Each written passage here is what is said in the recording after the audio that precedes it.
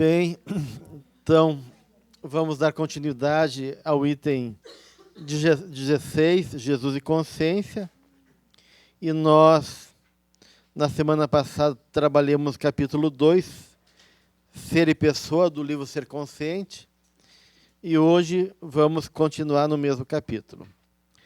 Então, nós vimos, na semana passada, uma série de conceitos que Joana nos traz nesse capítulo: o conceito de pessoa, o conceito de comportamento, de personalidade e de identificação. Foram esses conceitos que a gente abordou semana passada. Então, agora o item que a gente vai trabalhar é a individualidade. Tá? Então, se no começo do capítulo ela fala em pessoa, e essa pessoa representa o ente, ou seja, o ser existente, com todo aquele contexto que a gente viu, socioeconômico, cultural, né, que envolve a nossa dimensão existencial, a individualidade é o ser. A pessoa é o ente que se revela o ser, mas a individualidade é o ser em si, né? Ou seja, a própria ideia de espírito. Então, a Joana vai colocar exatamente isso aqui, né? Que essa individualidade é a nossa, então, dimensão enquanto espírito, um ser imperecível, e que, né, está lá no livro dos Espíritos, os seres inteligentes que povoam o universo. Cada um de nós, então, representa, né, esse ser que está progredindo até chegar à perfeição. E então ela coloca que nós, como individualidade, somos resultado dessa caminhada já evolutiva, um somatório de experiências, né, e de conquistas, que cada vez mais vai nos dando a condição de plenitude, de realização, de autoiluminação, enfim, dessa condição de perfectibilidade que está já dentro de nós, que é inerente a cada um.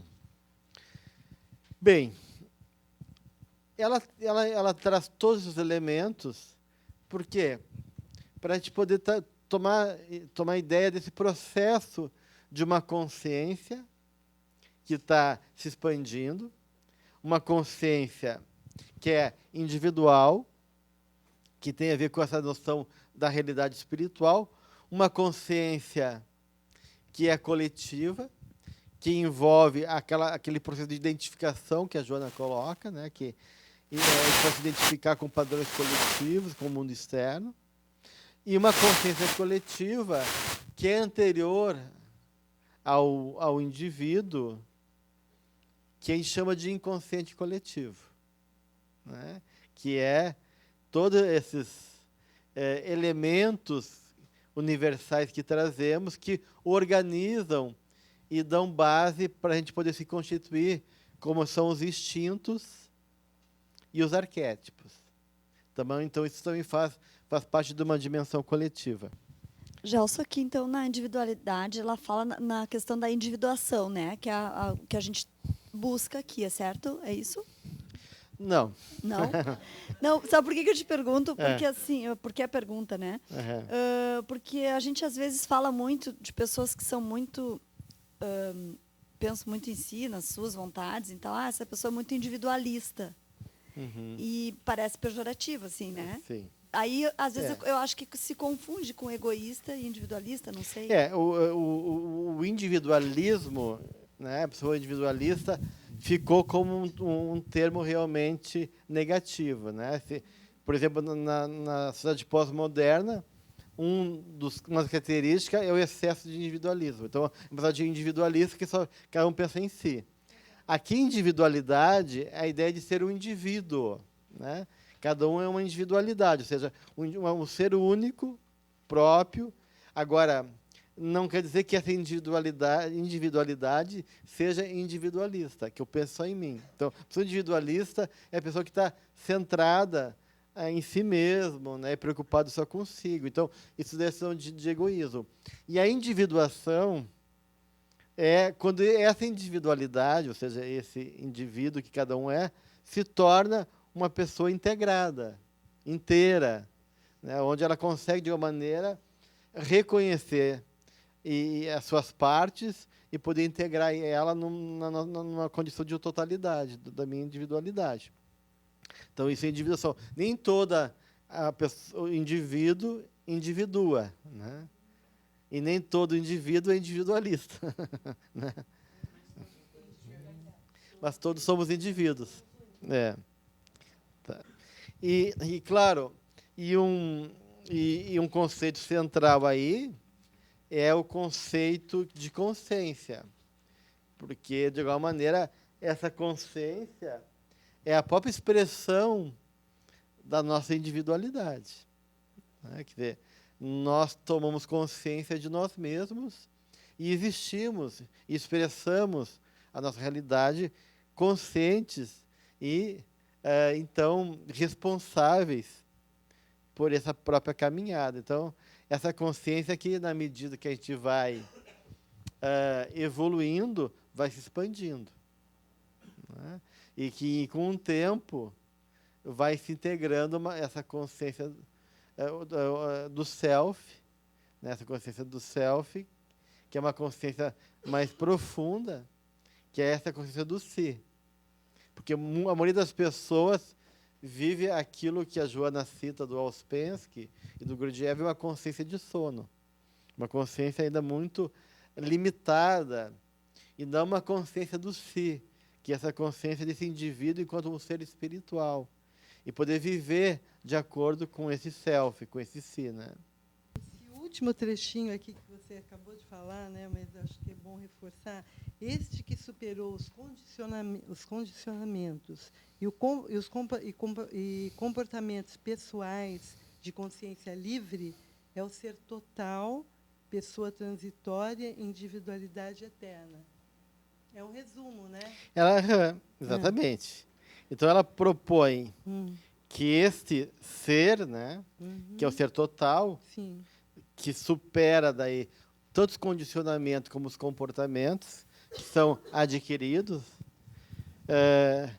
que envolve uma consciência livre, né, ou seja, a nossa capacidade de desejar, de discriminar, de avaliar, de decidir, de escolher, é o ser total, ou seja, a mesma ideia de individualidade.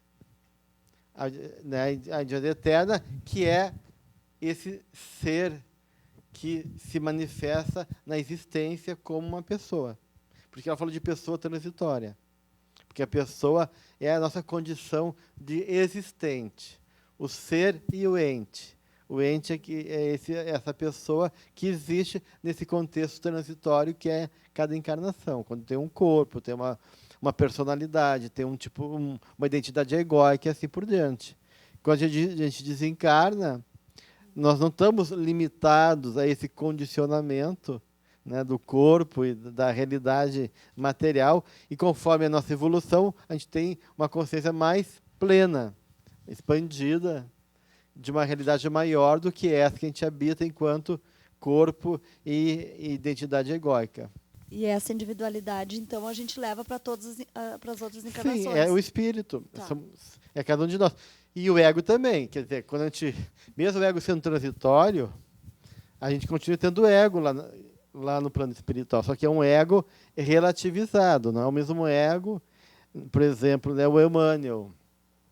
Quando ele se manifesta, ele pega a identidade de Emmanuel, mas ele podia pegar a qualquer outra, né? Mas ainda é uma consciência egóica, porque esse ego ainda representa uma faceta do self que está crescendo, evoluindo. Chega um momento que ego e self se tornam uma coisa só, mas no primeiro momento, né, esse ego permanece também no plano espiritual, só que num nível mais pleno, a princípio, ou não, né? Porque tem pessoas que desencarnam e ficam totalmente fechados numa auto-obsessão, prisioneiros da sua própria mente, da sua própria fantasia. Né? Mas, assim como tem...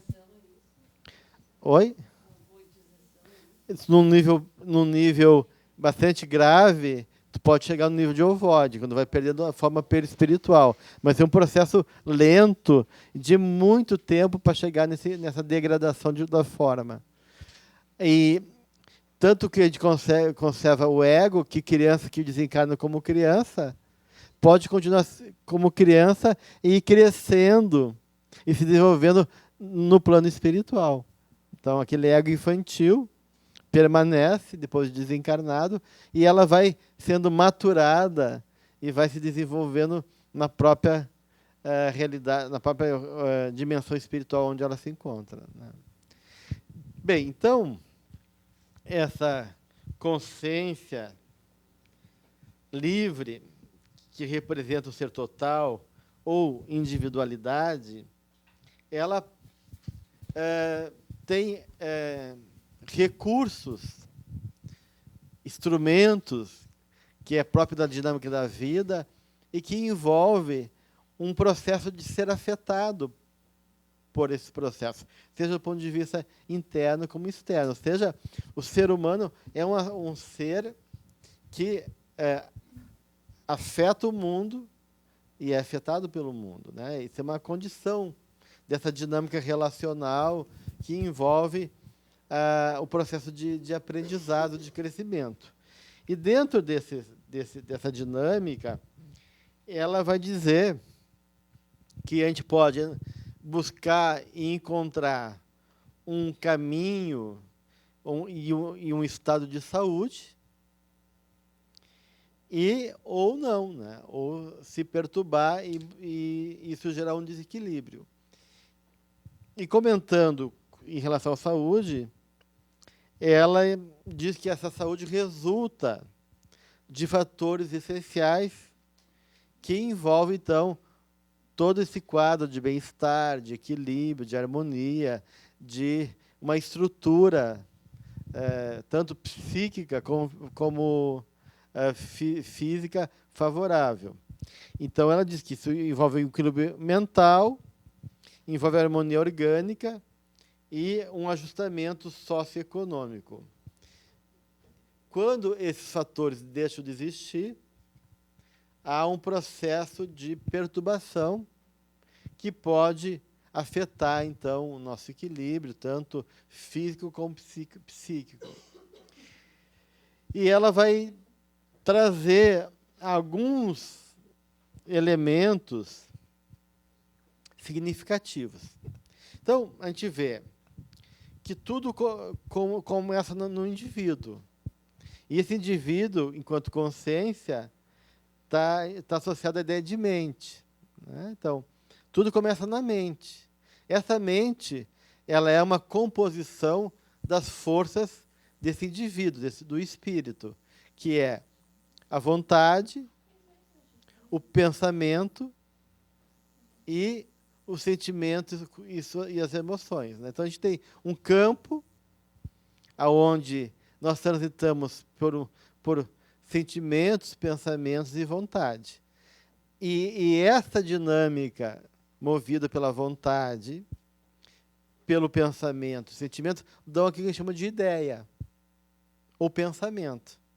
Então, o pensamento enquanto essa complexidade que é o processo da vida mental. Então, esse pensamento, essa ideia é formado por um pensamento em si, né, que dá a forma, a vontade dá a direção e o sentimento dá a intensidade, a força desse pensamento. Né? E aí ela vai dizer que muitos de nós somos escravos da mente. Ou seja, a gente tem uma mente ainda encarcerada em processos internos que são desfavoráveis. Porque tudo começa na mente, nessas criações mentais.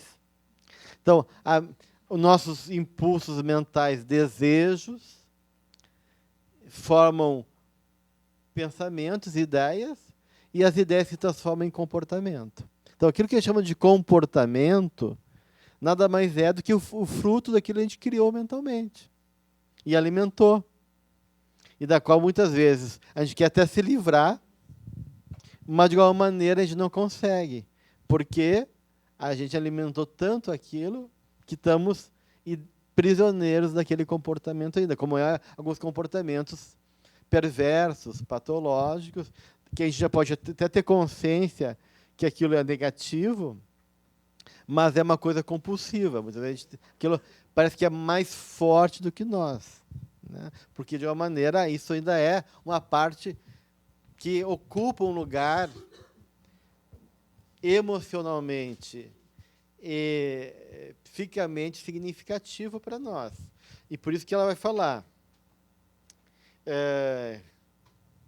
que, escrava da mente, a criatura transita do cárcere do sofrimento aos portões da liberdade, da doença à saúde ou vice-versa, através da energia direcionada ao bem, à harmonia, ou sob distonias, conflitos e traumas. Então, tudo isso representa conteúdos internos que a gente traz e que são estimulados e afetados também pela realidade externa. E então, toda a carga emocional e todo sentimento, ele é uma força vibratória. Tudo que a gente pensa, tudo que a gente gera na mente, tem vida. E essa vida afeta tudo em nossa volta, tanto nós, enquanto nossa realidade psíquica e perispiritual, que vai se refletir depois no corpo, como também em relação ao próprio universo. Como diz o amigo Swami, o universo é expressão de uma consciência. O universo como uma condição de uma autoconsciência. O universo é autoconsciente. Então, essa Terra que a gente vive é a expressão da consciência dos espíritos que aqui habitam. E toda a matéria-prima da realidade material, inclusive dos obsessores, quem gera somos nós com nossos pensamentos. Então, o pensamento, por ser matéria, ele acaba sendo o elemento básico que dá constituição a toda a realidade física, né? E aí, essas forças da alma, do espírito, vão gerar, então, ou harmonia ou desarmonia. Vão promover a vida ou vão ir contra a vida. Ou vão gerar bem-estar ou vão gerar mal-estar. Ou vão promover saúde e renovação, ou vai gerar doença e desagregação psíquica. Aí ela coloca vários conteúdos do comportamento emocional que são geradores de disritmias energéticas e que passam, então, a perturbar e desvitalizar os campos, o campo mental e o campo físico.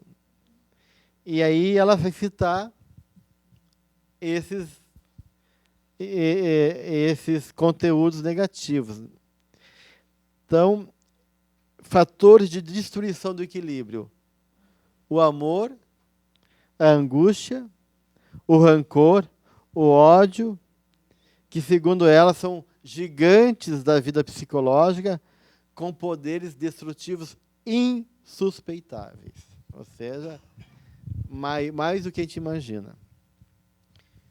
Então, vamos começar por falar um pouquinho de cada um deles, né?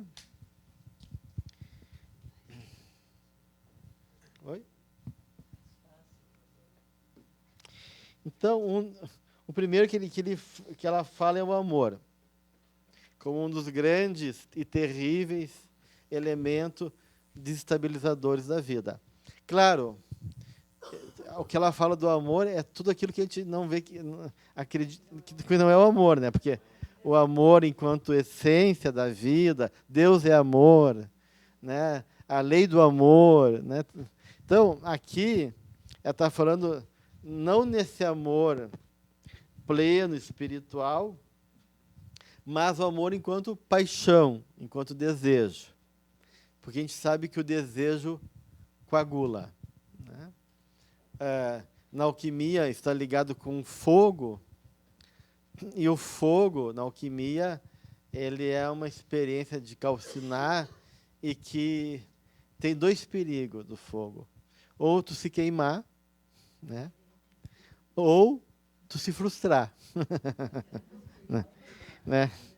Então, tem os dois perigos de lidar com fogo é tu pode ser frustrado, ou tu pode se queimar nele, né?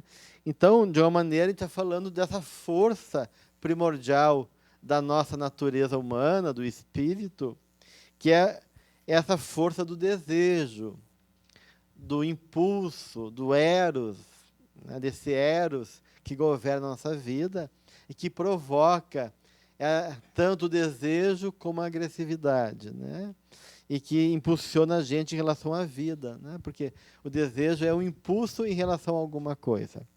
E se esse desejo ele não é, digamos assim, revestido por sentimentos nobres, né? E ele é movido, então, por uma força bruta, dentro de uma natureza ainda muito primitiva, né, de um sentimento ainda pouco elaborado, ele se torna um tipo de afeto, que a Joana está chamando de amor aqui, que é bruto, que é primário, aselvajado, como ela coloca, possessivo, e que situa no desejo a sua maior carga de aspiração. Né? E tanto é que tem pessoas que, frente à frustração desse desejo, se torna extremamente violenta e até mata em nome do dito amor, que não é nada de amor, é uma possessão, um apego. Então, com certeza, a paixão, ela é tanto o nosso inferno como o nosso céu. Estar apaixonado é estar nesses dois lugares ao mesmo tempo. Aquilo que nos dá uma alegria, uma vitalidade, um entusiasmo, né? Está ligado esse entusiasmo ao mito de Dioniso, como também ele nos enlouquece, ele nos leva àquilo que é de mais doloroso, de mais difícil de lidar, gerando crise e, muitas vezes, gerando perturbações de muitas naturezas. E ela daí cita as personalidades atormentadas que ficam presas ao amor-desejo, ao amor-sexo, ao amor-posse, ao amor-ambição, deixando-se consumir pelos vapores da perturbação, que a insistência mental insensata do gozo desenvolve em forma de incêndio voraz. Então, ela também está falando do fogo aqui, né? Faz essa analogia com o fogo.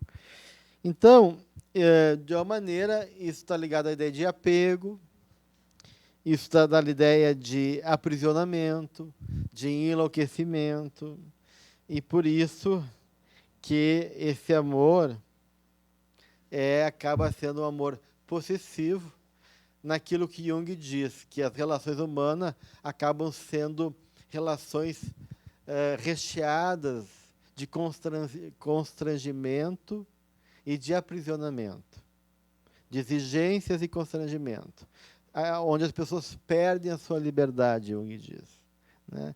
E ele diz que a verdadeira relacionamento é garantido pela objetividade. Só a objetividade garante um verdadeiro encontro, não o amor.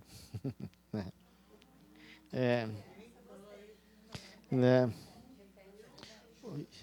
O Jung. Isso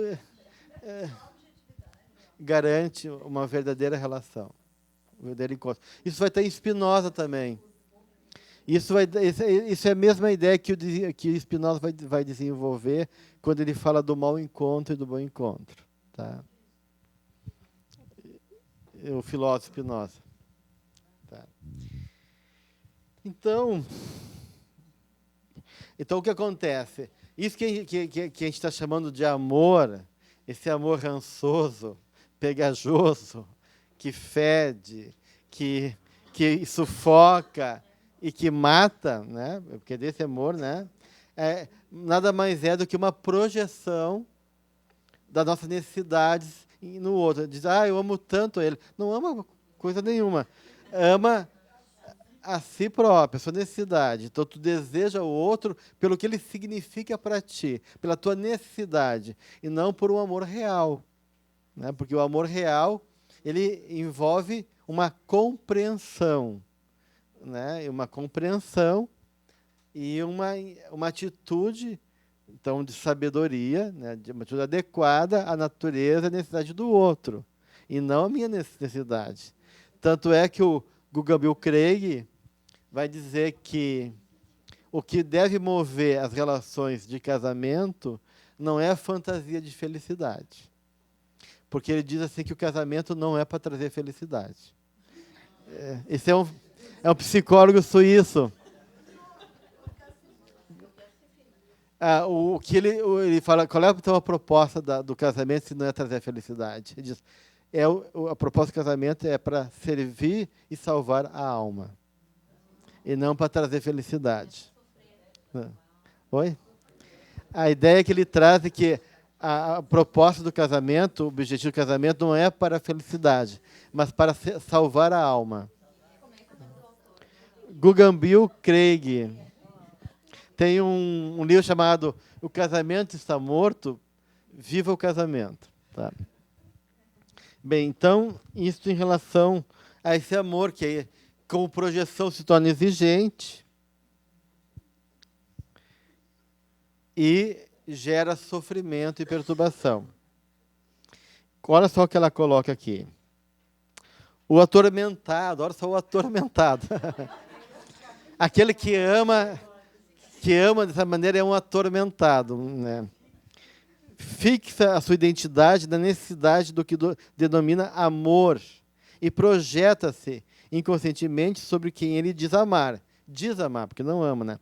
Impondo-se com sofreguidão irrefreável, ou acalentando intimamente a realização do que há nela em terrível desarmonia interior. Quanto mais aspira e frui, mais exige e sofre, se não logra a realização. Mais se decompõe, perdendo ou matando com os raios venenosos da mente em desalinho.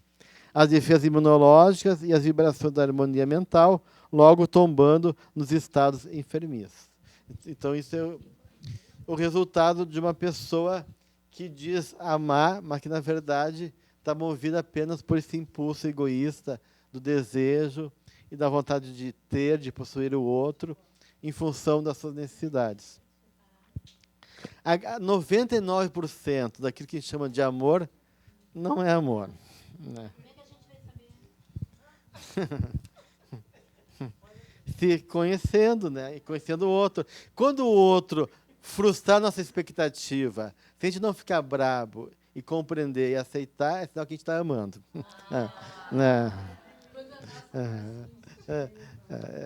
Não tiver paciente, tolerante, compreensível.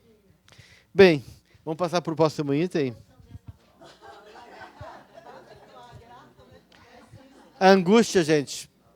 Depois ela fala da angústia.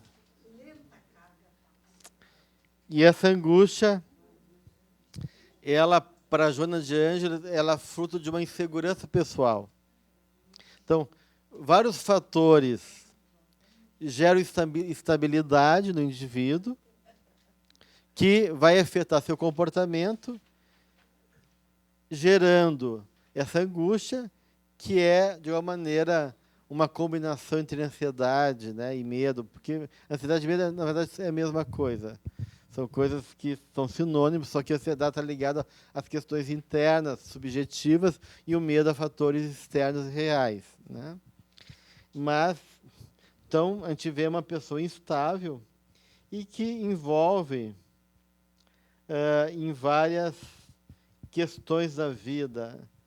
Ela fala de pessoas que estão num nível ainda muito primário de consciência, aonde os objetivos, as expectativas, os ideais não são bem trabalhados e que pode levar, então, a uma busca de prazeres e realizações que, de um lado, são frustrantes e, de outro lado, geram incertezas e, de uma maneira, também favorece ao sentimento de fracasso, de impossibilidade, a gerar, então, essa angústia. Então, ela está relacionando muito esse estado ao ego e à persona, as ambições do ego, da persona, né?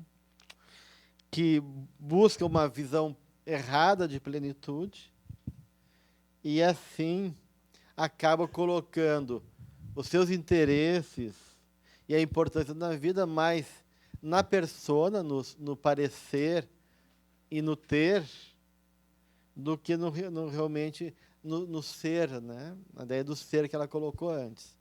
E isso gera uma série de desestabilidade, de frustrações e de sofrimento, que é uma porta, então, para a ansiedade, para a angústia.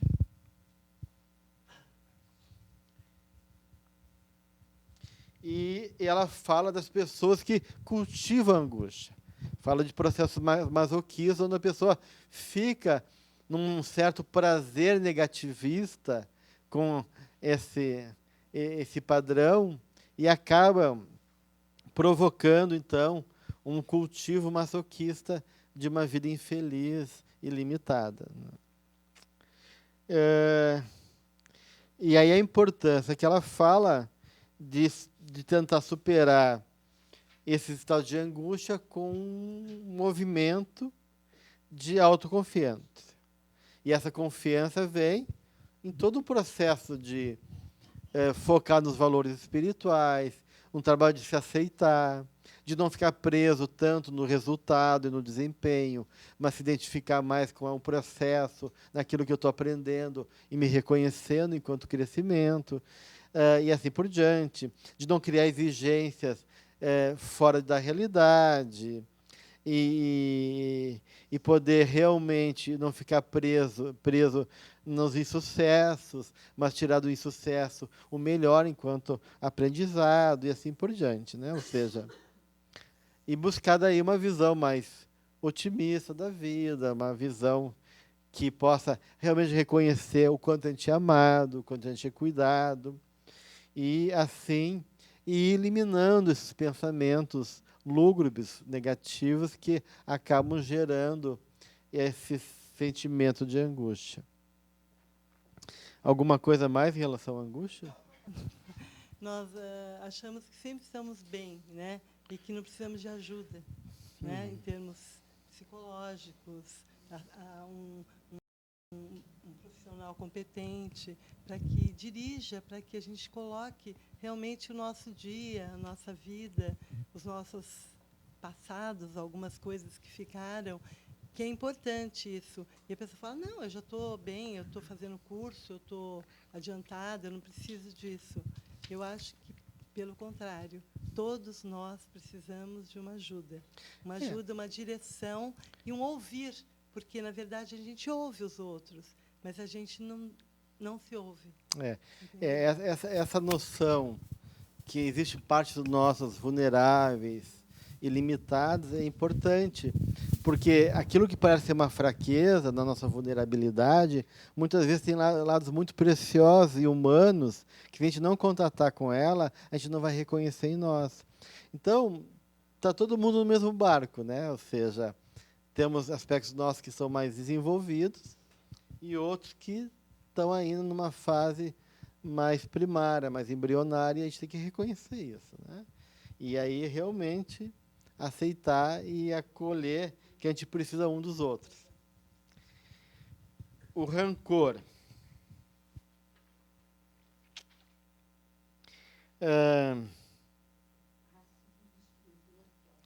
Ácido, excesso de sal, ressentimento, rancor, né? A pessoa fica ressentida, fica lá remoendo, né? E presa nesse rancor que ela chama do entulho psíquico, né? Ou seja, a gente fica guardando lixo, né? E quem gosta de mexer em lixo tem que também aguentar o mau cheiro, né? Então, quer mexer com as vísceras, tem que aguentar o mau cheiro.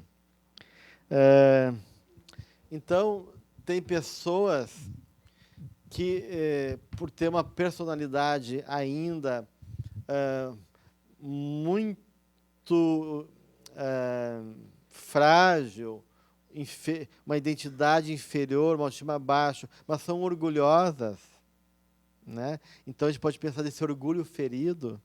As pessoas têm esse orgulho, mas, no fundo, têm uma autoestima baixa, elas ficam daí se sentindo, né, feridas, aquilo que a gente chama também da pessoa que, quando recebe uma crítica, né, fica, como é que chama o termo?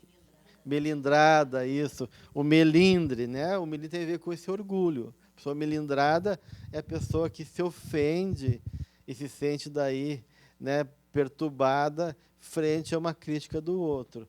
E, no nível mais grave, fica daí rancorosa. Então, tem pessoas que estão presas lá no passado, né? Lá foi uma coisa que aconteceu, e aquele rancor, e muitas vezes não só presa, mas como alimentando aquele lixo, né? E aí a gente tem a imagem de Ló, da mulher de Ló, que se tornou uma estátua de sal porque ficou olhando para trás.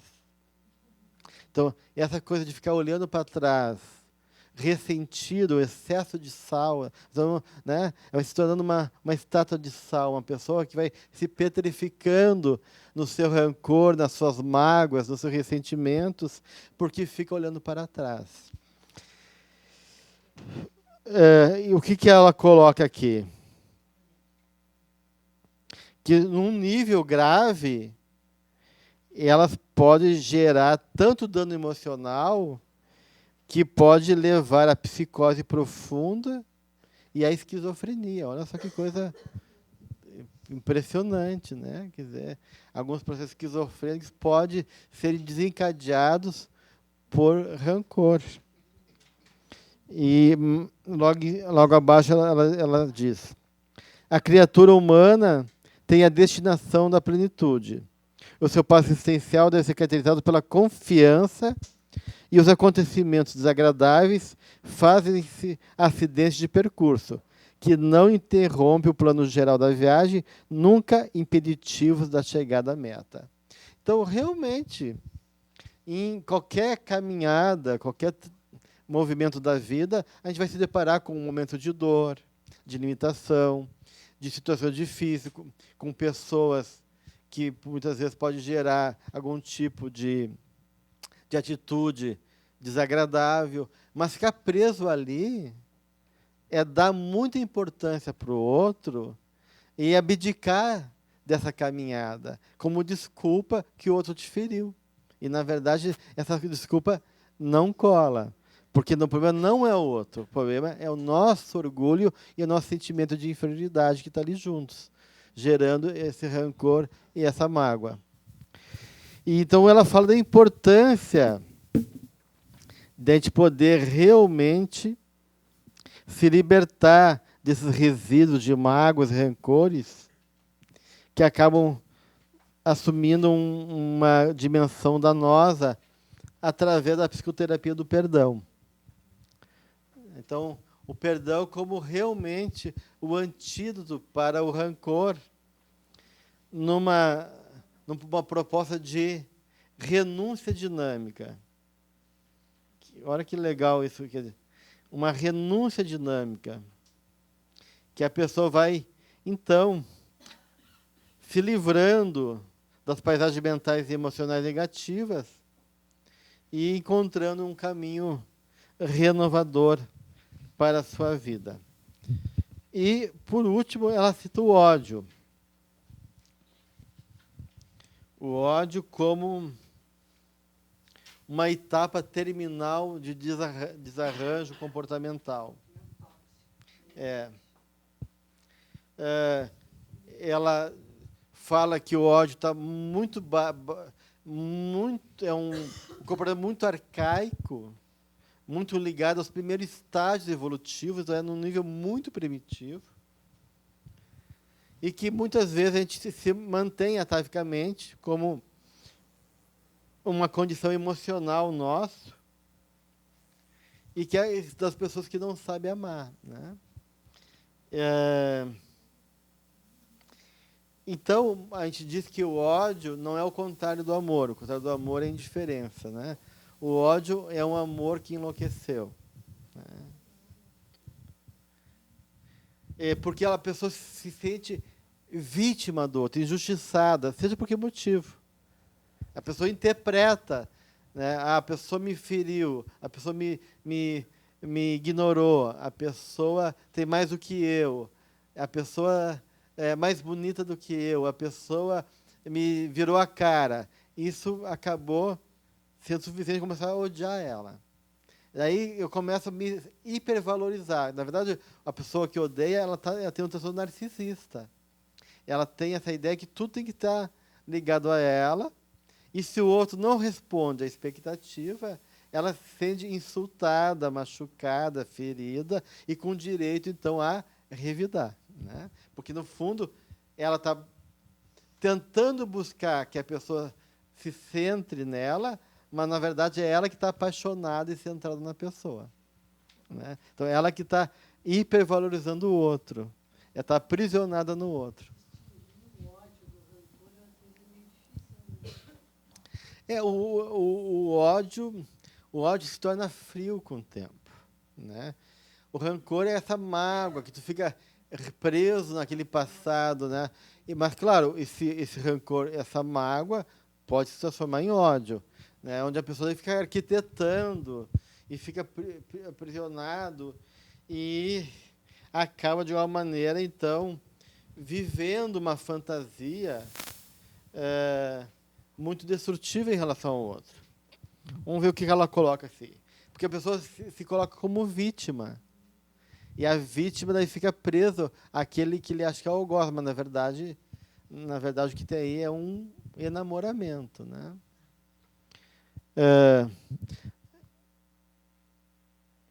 Ela fala que a pessoa, mediante uma análise injusta do comportamento do outro em relação a si, ela se coloca como vítima porque passou a um conceito equivocado sobre a realidade e deixa-se consumir pelo complexo de inferioridade, procedente da infância castrada, e descarrega inconscientemente a sua falta de afetividade, a sua insegurança, o seu medo de perda, a sua frustração de desejo em arremesso de ondas mentais de ódio, até o momento da agressividade física, da violência em qualquer forma de manifestação. É como se eu tivesse que destruir o outro para não me sentir pequeno, inferior, para não me sentir rejeitado, né? Então, o outro acaba ocupando um lugar muito central na minha vida. E esse ódio, ela coloca, gera uma série de perturbações no aparelho respiratório, digestivo, circulatório, e muitas vezes são também responsáveis por cânceres e as matrizes das desordens mentais e sociais que abalam a vida e o mundo. Ou seja, o ódio é a maior enfermidade que pode atingir a humanidade, seja a nível coletivo como a nível individual. E a gente vê nações inteiras movidas pelo ódio, né? E se alimentando durante milhares de anos uma história de ódio que não consegue ser apaziguada. E ao contrário desses estados de desarmonia, existe fatores de equilíbrio e de harmonia, que também já estão dentro de nós.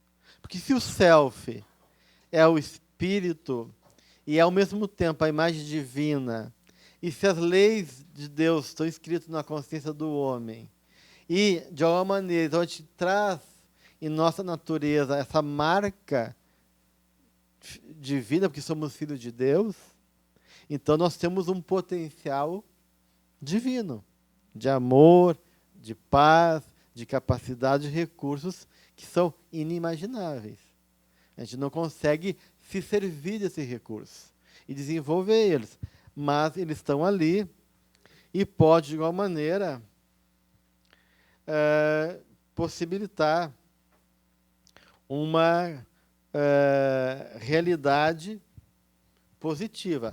Para isso, a gente tem que se desidentificar desses fatores perturbativos que a gente traz, às vezes, ao longo de várias encarnações. Então, ela vai dizer assim, para a gente poder começar a acessar esse nível mais profundo do self e nos identificar com fatores positivos, primeiro a gente tem que superar essa identificação também atávica com esse primitivismo e com esses fatores emocionais que acabaram ficando como condicionamentos mentais. E aí o primeiro passo que ela coloca é o autoconhecimento. A importância de a gente poder se confrontar com a nossa natureza, de poder reconhecer as nossas várias partes, em especial a nossa sombra, que a Joana vai trazer muito isso em várias das suas obras. E isso, para ela, é um passo importante de abrir mão de uma atitude infantil. Né, do medo de querer se confrontar, do medo de querer crescer, do medo de querer se assumir e poder realmente dizer, eu posso ser responsável por mim mesmo. Eu tenho capacidade de cuidar de mim. E começo agora a caminhar nessa busca de transformação. E aí, ela postula também a questão de podermos, de não se culpar pela nossa limitação e fragilidade. Porque isso faz parte do processo natural da evolução. O que a gente não pode é ficar identificado com isso, presos aí. Né? E aí poder aspirar pelo melhor. A gente desejar o melhor, ser digno, nos valorizarmos, acreditarmos na vida, acreditarmos em nós mesmos, se reconhecer como filho desse amor divino e merecedor de poder aproveitar o que a vida tem para nos oferecer. E aí, esse autodescobrimento vai gerando, segundo Joana, uma conscientização a respeito das nossas necessidades reais, daquilo que realmente a gente precisa buscar e desenvolver, gerando nova fase de transformação, de caminhada, de comportamento. E isso, ela fala que é um autoencontro. Então, o que a gente tem aí é aquilo que a gente precisa, que é o começo da individuação. Porque a individuação, o que nada mais é do que um processo de diálogo comigo mesmo, reconhecendo as minhas partes e podendo estar com elas todas pertinho de mim, ou seja, integrados, reconhecendo como partes minhas, que tem seu aspecto negativo, mas que podem ser muito úteis também, de alguma forma. Né? E esse autoencontro, que é um processo de autodescobrimento, ela fala da importância da meditação, do refletir, do esforço de buscar fixar nossas mentes em ideias positivas, ou seja, disciplinar a mente, educar a mente, reconhecendo o que a gente é, não buscando ficar preso nesse lado mais pequeno, inferior, limitado e transitório, mas sim buscando esses ideais do self naquela realidade espiritual que nos move. E aí ela vai falando da importância também do estudo das virtudes evangélicas, do empenho em crescer, em aprender e superar-se, da importância do intercâmbio social com objetivos fraternais, ou seja, a cooperação, a solidariedade, a caridade. né? Promovendo o outro e crescendo junto com o outro, e assim por diante, né? Então, isso fatalmente vai gerando novas possibilidades, não só de realização, mas dando expressões novas de saúde, equilíbrio, harmonia, bem-estar, satisfação e uma vida, então, perto, não, daquilo que a gente chama de felicidade, né? Que, acima de tudo, é uma postura existencial. Não é um fator externo, uma condição que determina a felicidade e nem a infelicidade, nem o sofrimento. O sofrimento e a felicidade, ela é realmente uma conquista individual, uma questão de postura. E isso é uma questão que a gente pode ter tudo na vida. Tudo. Tudo de bom. Carro, iate, festas 1000, dinheiro, beleza, mas isso não garante felicidade. Né? Porque a felicidade é uma questão de conquista interna. Assim também como uma pessoa pode ter uma vida extremamente dura, difícil, limitada, como foi a própria vida de Francisco, que tinha câncer, que tinha lepra, que ficou cego e foi queimado os 2 olhos, que se autoflagilava e era a figura da alegria, da felicidade aqui na Terra, né? Da bênção de bem-estar, de amor e de uma postura extremamente, então, grata e encantada com a vida, com todas as limitações, pobrezas e dificuldades inerentes à vida que ele tinha. Ok, gente, então finalizamos o item 16 e semana que vem, então, a gente entra no item 17, Jesus e a questão do sofrimento. O capítulo 15, Jesus e tormento, do livro Jesus e Atualidade, e o capítulo 17, técnicas de reabilitação, e o capítulo 28, mecanismo de evolução, do livro Desperte e Seja Feliz. Então, semana que vem, o item 17, Jesus e a questão do sofrimento. Uma boa semana a todos.